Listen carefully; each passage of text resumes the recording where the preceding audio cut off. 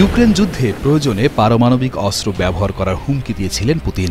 তবে এখন তার আশা ইউক্রেনে পারমাণবিক অস্ত্র ব্যবহারের প্রয়োজন পড়বে না। কারণ হিসেবে তিনি জানিয়েছেন, রাশিয়ার কাছে যুদ্ধ শেষ করার মতো যথেষ্ট শক্তি ও সম্পদ আছে।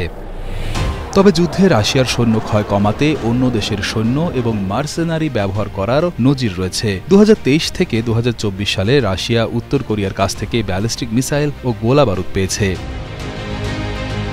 ইরান শাহেদ ড্রোন ও মিসাইল প্রযুক্তি রাশিয়াকে সরবরাহ করেছে। এছাড়া রাশিয়াতে যুদ্ধ করতে আসা বিদেশি স্বেচ্ছাসেবক বা মার্সেনারিরা মূলত আফ্রিকা ও মধ্যপ্রাচ্য থেকে আগত। যুদ্ধে ভূমিকা রেখেছে ওয়াগনার গ্রুপ, যারা ২০২৩ সাল পর্যন্ত সিরিয়া, সুদান ও মধ্য আফ্রিকান প্রজাতন্ত্র থেকে যোদ্ধা নিয়োগ করত। আরও ছিল প্রাক্তন সোভিয়েত দেশগুলোর সৈন্য, যেমন তাজিকিস্তান, কাজাকিস্তান ইত্যাদি। এমনকি বাংলাদেশি নাগরিকদের রাশিয়ার পক্ষে যুদ্ধে অংশ নেওয়া এবং মৃত্যুবরণ করার খবর সংবাদ মাধ্যমে এসেছে। অন্যদিকে ইউক্রেনের পক্ষেও যুদ্ধ করেছে বিদেশি নাগরিকেরা। এক্ষেত্রে ন্যাটো ও পশ্চিমা দেশগুলো গুরুত্বপূর্ণ ভূমিকা রেখেছে। মার্কিন ও ব্রিটিশ বিশেষ বাহিনী পোল্যান্ড, জার্মানিতে ইউক্রেনীয় সেনাদের প্রশিক্ষণ দিয়েছে। এছাড়া হিমার্স, লেপার্ড ট্যাঙ্ক, F-16 যুদ্ধবিমানও ইউক্রেনকে সরবরাহ করা হয়েছে।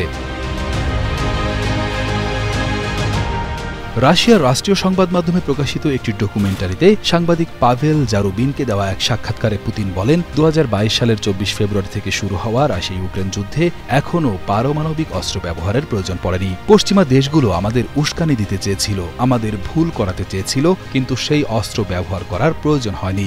আশা করি ভবিষ্যতেও হবে না।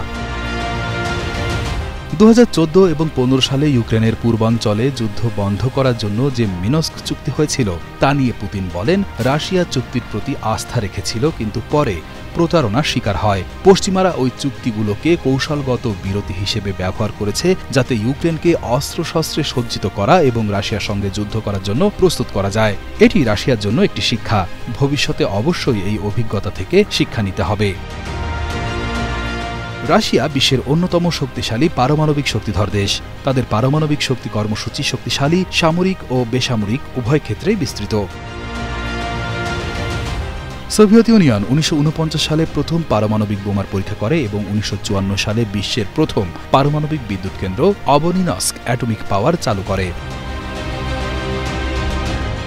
সোভিয়েত ইউনিয়নের পতনের পর রাশিয়া তার পারমাণবিক অস্ত্রাগার পেয়েছে উত্তরাধিকার সূত্রে। তবে START চুক্তি বা স্ট্র্যাটেজিক আর্মস রিডাকশন ট্রিটি অনুযায়ী তারা পারমাণবিক অস্ত্র হ্রাস করলেও আধুনিকায়ন অব্যাহত রেখেছে। ২০২৩ সালে SIPRI এর তথ্য অনুযায়ী রাশিয়ার কাছে প্রায় ৫,৯৭৭টি পারমাণবিক ওয়ারহেড রয়েছে। তাদের আছে আন্তঃমহাদেশীয় ক্ষেপণাস্ত্র বা ICBMS, সাবমেরিন বাহিত ক্ষেপণাস্ত্র SLBMS এবং বিমানবাহিত পারমাণবিক অস্ত্র।